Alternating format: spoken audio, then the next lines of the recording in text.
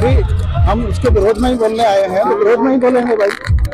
आप जबरदस्ती किसी से नहीं कहलवा सकते। अगर हमारे अंदर पीड़ा है तो हम पीड़ा व्यक्त करेंगे, और अभिव्यक्ति का अधिकार तो सभी को है। तो उस तरह से यदि आप प्रोटेस्ट के भीतर घुस करके अनर्गल सवाल पूछेंगे तो प्रत्युत्तर में कुछ ना कुछ तो वो भी कहेंगे। ये भी उठता है ना सर कि अगर नेगेटिव अगर पत्रकार अगर पूछ भी लेता है तो सामने वाले के अंदर इतनी क्षमता होनी चाहिए कि उसको पॉजिटिव वे में कैसे मतलब हाँ, उसको पॉजिटिव वे में कन्वर्ट करना चाहिए। तो स्वतंत्र वो पूछ ही सकता है, बिल्कुल दोनों तरफ से पूछ सकता है। देखिए, पत्रकार भी स्वतंत्र है, बोलने वाला भी स्वतंत्र है, अभिव्यक्ति का अधिकार सभी को है। यदि वो आए हैं, पत्रकार हैं, पत्रकार की बात को हमें सुनना चाहिए। पत्रकार की एक गरिमा भी है। लेकिन कोई आया ही माहौल को खराब करने, तब क्या देखिए, तब उसका कोई उत्तर हम नहीं दे सकते। वो तो स्वयं ही उत्तर दे सकता है कि उसके मन में क्या था, क्या चल रहा था, उसने किस तरह के प्रश्न किए। इस तरह के प्रश्नों का जवाब देना तो मुझे तो ठीक नहीं लग रहा है कि उन्होंने भी कुछ ना कुछ कहा होगा। मुद्दा बैकलॉग का इस समय आज उठाया है, और ये मुद्दा बैकलॉग का जो मुद्दा है कई दशकों से लोग लगातार उठा रहे हैं। लेकिन देखिए, कांग्रेस की सरकार रही हो या वर्तमान में एनडीए की सरकार, बीजेपी की सरकार, लेकिन बैकलॉग की तरफ किसी का ध्यान नहीं है। बैकलॉग कोई भरना ही नहीं चाहते। बैकलॉग तो भरने की बात छोड़ दीजिए, जब आप पोस्ट ही नहीं रहेंगी, पोस्ट ही धीरे धीरे सारी खत्म होती जा रही हैं, हम प्राइवेटाइजेशन की तरफ बढ़ रहे हैं, तो पोस्ट कहाँ होगी। तो ये तो बैकलॉग का ये मुद्दा जो है गौण हो जाता है। इन्होंने पोस्ट ही खत्म कर दी तो भरेंगे कहाँ। कोई आज आदमी रिटायर हो गया, उस पोस्ट को खत्म ही कर दिया जाता है, आगे भरा ही नहीं जाता है। इस समय प्रेजेंट के सिचुएशन में बता रहा हूँ कि एक आदमी 5-5 आदमी का काम कर रहा है कार्यालय के अंदर। उनके ऊपर इतना बोझ हो गया है कि कुछ लोग तो बीआरएस देने तक की एप्लीकेशन दे दी है। इस तरह से यूजीसी का भी मामला करवाया हुआ है। बिल्कुल यूजीसी का मामला तो बिल्कुल होना चाहिए था। इसका आदेश पारित हो जाना चाहिए था, नहीं तो इसका आदेश तुरंत पास होना चाहिए था। सुप्रीम कोर्ट को इस समय पूरी विवेचना करनी चाहिए थी। सुप्रीम कोर्ट को अपना जो कुछ कमेटियां बना करके विभिन्न विश्वविद्यालयों में भेजना चाहिए, जहां जाके देखें। जमीनी हकीकत से बहुत परे है ये। वाकई में जातिवाद होता है? बिल्कुल होता है। किस तरह से होता है, हमने तो सुना नहीं है। बिल्कुल होता है। इवेल्युएशन में होता है। मूल्यांकन पद्धति जो है वो आपका चेहरा देख करके होती है, आपका चेहरा देख करके होती है, आपकी जाति देख करके होती है, आपका धर्म देख करके होती है। तो क्या इसका मतलब सॉल्यूशन क्या है? सॉल्यूशन ये है कि जो अगर कानून आपने बनाया था, ये जो यूजीसी के नियम आपने बनाए थे, ये लागू हो जाने चाहिए थे। ये आप क्या एक वर्ग की ही राजनीति करेंगे?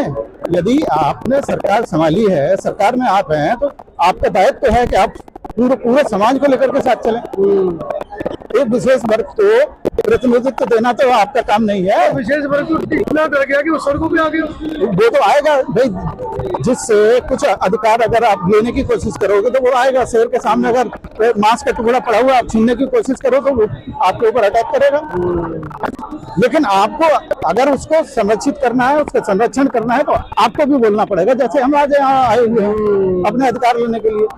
मतलब पूरे प्रकरण के बारे में आप क्या कहना चाहेंगे कि सरकार लेकर के आती है यूजीसी भी और सुप्रीम कोर्ट स्टे लगा देती है, इसके पीछे कैसे? देखिए, सरकार में भी वही लोग बैठे हुए हैं जो लाए थे, और रोक लगाने वाले भी वही हैं। 100% है वहाँ, तो 90% वही लोग बैठे हुए हैं। तो उनकी मंशा उनके विपरीत कैसे हो जाएगी, आप बताइए।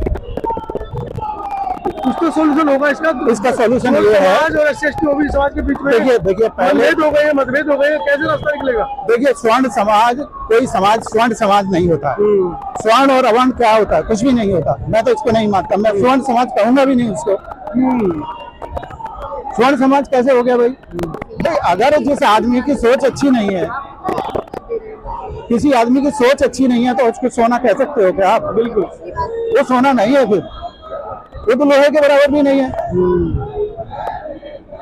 उसको स्वर्ण समाज कहना बंद कर दीजिए आप। तो कहीं तो कुछ तो हल निकलेगा बीच में दोनों। हाँ, हल ये निकलेगा कि हमें जातिगत आधार पे, धार्मिक आधार पे, इस आधार पे कम नहीं आंका जाए, हमारा मूल्यांकन कम नहीं किया जाए। हमारे उसमें एक से एक प्रतिभाशाली लोग रखे हुए, एक से एक प्रतिभाशाली लोग अब निकल रहे हैं। ऐसा नहीं है। हमारे बच्चे 96%, 97% मार्क्स लाते हैं, और वही जब परीक्षा में जाते हैं, एंट्रेंस टेस्ट होता है, तो वहां जाकर के जो है वो फिर इतने नीचे कैसे आ जाते हैं अचानक। जो बच्चा क्लास में फर्स्ट आ रहा हो हमेशा,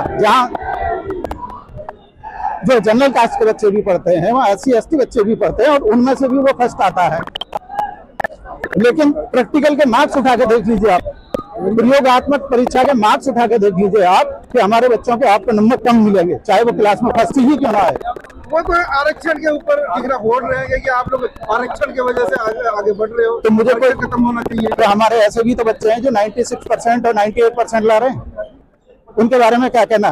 48% वाला कह देता है तो भी आरक्षण से आया, क्यों कह रहे हो भाई? है या तो तुम उतने मार्क्स ले आओ तब कहना। नहीं, उनका सवाल है कि आरक्षण छोड़ देना चाहिए या रहना चाहिए। जो सक्षम लोग हैं आरक्षण उनको छोड़ देना चाहिए या उनको अगर फायदा उठाना चाहिए? सक्षम है तो उनको छोड़ देना चाहिए, हमारे ही लोगों को फायदा होगा, हमारे ही लोगों को फायदा होगा। अगर हमारे सक्षम वाले लोग छोड़ देंगे ना इसको, तो हमारे जो गरीब भाई हैं उनको फायदा होगा। तो अगली पीढ़ी वाले भी परेशान होंगे अगर छोड़ देंगे तो? अगली पीढ़ी वाले नहीं परेशान होंगे उतने ज्यादा हमारे। आपको क्या लगता है आरक्षण के लोग इतने सक्षम हो गए? अभी सक्षम नहीं हुए। नौकरी लगी, मकान बनाया, बच्चे पाले, वो कहाँ सक्षम हुए? 1% लोग सक्षम हुए हैं। 1% भी हमें दिखते नहीं। 1% भी नहीं है अभी तक जी, 1% भी सक्षम नहीं हुए हैं, और 1% भी हुए कौन मर रहे सारी जिंदगी? तो उनके साथ भी जातिगत भेदभाव हो रहा है। तो अभी हमारे लोग बोलते नहीं है, चुप रहते हैं, गूंगे हो गए हैं इतने दिनों से, इतने 5000 साल से इनको दबा के रखा गया है, बेचारे बोल नहीं पाते हैं। और जो बोलने लगे हैं उनको या तो हटा दिया जाएगा, आप इनको इनसे मत बोलिए, इनको मत कहिए कुछ, क्यों नहीं बोलेंगे भाई? सवाल ये भी उठ रहा है कि आप लोग आंदोलित तो होते हैं, सड़कों पर उतर जाते हैं, मगर आपकी मानी नहीं जाती है। उसका क्या रास्ता आप लोगों के पास है? रास्ता सरकार देखिए 1920 के बाद हमेशा बाबा साहब ने ये कहा था कि संगठित रहो, संघर्ष करो, संघर्ष ही हमारा रास्ता है, संघर्ष करना ही पड़ेगा। सदियों से करता आ रहा है ये सब। नहीं, संघर्ष करना ही पड़ेगा। असली संघर्ष नहीं किया है, असली संघर्ष करना होगा। जय भीम, जय कांशीराम, इससे नहीं होगा, असली संघर्ष करना पड़ेगा। संघर्ष करने का टाइम आ चुका है। पड़ोसी देश छोटा सा नेपाल एक झटके में बदल दिया।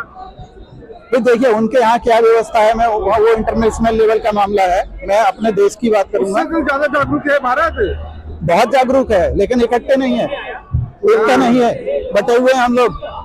हमेशा मैं जब भी अपना वक्तव्य देता हूँ हमेशा कहता हूँ कि एक रहो, एक रहो, एक रहो, लेकिन इस पे कोई ध्यान नहीं दे रहा है। हम लोग जाति उसमें बटे हुए हैं, ये एक षड्यंत्र के तहत हमको बांटा गया था। तो बहुत पहले योगी जी ने बोल दिया था कि एक रहो, बटोगे तो बटोगे, बटोगे तो बटोगे। उनका दूसरे संदर्भ में था, मैं अपने समाज के संदर्भ में बोल रहा हूँ, उनका संदर्भ दूसरा था। उनका संदर्भ तो ये वाला है जो विरोध हो रहा है। चलिए, अब ऐसा आपके सामने ऐसा बिल पारित होने जा रहा है या नहीं हुआ है? अगर नहीं होगा तो फिर क्या करेंगे? देखिए, हमें हाथ पे हाथ धर के तो नहीं बैठेंगे, संघर्ष ही एक रास्ता है और संघर्ष से ही रास्ता निकलेगा। हुए ना, कई संगठनों में बटे हुए। एक करने का प्रयास करेंगे। वो तो सदियों से एक हो रहे हो, बाबा साहब ने भी कहा था संगठित रहो। हम पैदा करेंगे ना, हम निकल पड़े हैं तो पैदा करेंगे। आप विकल्प लेकर आ रहे हैं या? देखिए विकल्प तो तैयार है, विकल्प आ चुका है, उस विकल्प की वजह से आज यहाँ इतनी भीड़ है। वही एक विकल्प है, एकमात्र विकल्प है जिसके लिए हम आज यहाँ आए हैं। अरे भैया, ये आप लोग आंदोलन करते हो तो ये देख रहे हो पीछे फोर्स लग जाती है। देखिए फोर्स का काम फोर्स का है, अगर वो लोग लगते हैं तो कोई फोर्स नजर नहीं आती है। हम संवैधानिक लोग हैं। आप लोग पिटाई खा रहे हो? नहीं, ऐसा नहीं है कि ये भी हमें ऐसे मार डालेंगे, ऐसे थोड़े ही है, और ना ही हम इनसे डरने वाले।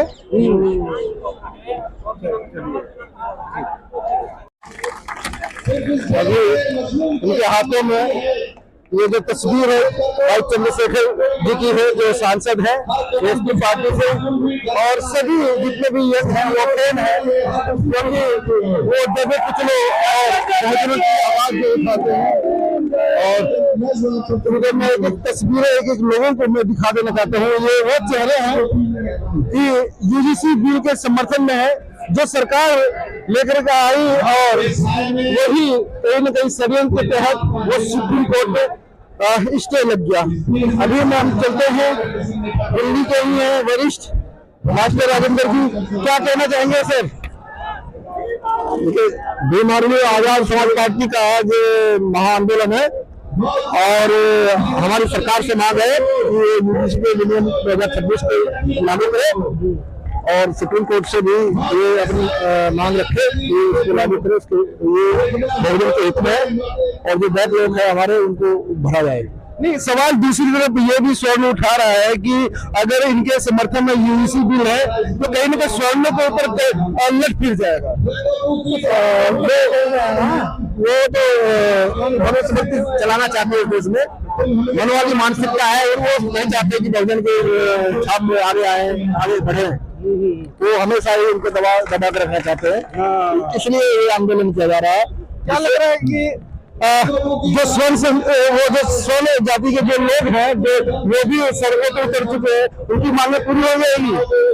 उनकी मांगे का कब्जा नहीं उन्होंने कर रखा है, अगर हमें मिल गया तो सोचते हमारी रोटी छिन जाएगी, वो इसलिए उतरेंगे, रोटी छिन जाएगी इसलिए उतरेंगे। हाँ जी, तो उन्होंने रोटी हमारी छीन रखी है। अरे सड़कें वो भी जाम कर रहे हैं, आप लोग भी कर रहे हैं, तो करके तो देखो, पता चला है। आओ तो सही रोड पे आओ, पता चले। हमारे चुनौती दे रहे हैं आप लोग, हम चुनौती दे रहे हैं, वो नहीं दे रहे।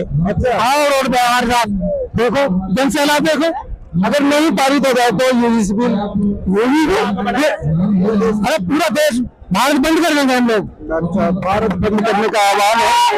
आप ये देख सकते हैं, सीधी तस्वीरें ये जंतर मंतर की है और ये जो रिज्यूम है ये समर्थन में नहीं है, ये चंद्रशेखर के समर्थन में नहीं है, बल्कि जो यूजीसी बिल जो आया गया है उसके समर्थन में यहाँ पे एकजुट है। लगभग हजारों लोगों की संख्या है और ज्यादातर नौजवानों की संख्या है जो स्कूल वो छात्रों से। हम जो आए यहाँ जंतर मंतर पे से आए हैं, 300 किलोमीटर 250 किलोमीटर चल कर आए हैं, चंद्रशेखर भैया की मोहब्बत में आए हैं और किसको ये पैसे की भीड़ नहीं है, उनके चाहने वालों की भीड़ है। हाँ, आप चंद्रशेखर भाई को चाहते हो? हाँ, चाहते हैं चंद्रशेखर भाई को हम। हाँ, उनके बहुत बड़े फैन है हम। मगर वो जो मुद्दा लेके चल रहे हैं उसको नहीं चाहते? मुद्दे को भी चाह देते हैं, तो यहाँ है जंतर मंतर पे। चलिए, चंद्रशेखर भाई को भी चाहते हैं और मुद्दा जो लेकर देश में हड़कंप मचा हुआ है उसको भी चाहने वाले भी यहाँ पे। और आप देख सकते हैं सीधी तस्वीरें आप जंतर मंतर की है और मैं वो तस्वीर में एक एक लोगों का मैं चेहरा दिखा देना चाहता हूँ, वो जो संघर्ष जो कर रहे हैं यूजीसी बिल के समर्थन में। तो हेलो, आप सहयोग करें, आप ये जब तक ना बुलाया जाए तब तक कोई ना है प्लीज। हजारों की जो भीड़ है वो आप हमारे बहुत सम्मान जिन्होंने दिल्ली के टीवी के माध्यम से कहाँ से आए, बहुत दूर से है, गाजीपुर यूपी से, गाजीपुर उत्तर प्रदेश, किस लिए आए? यूजीसी लागू कराने के लिए। जिसको भी से सुन लो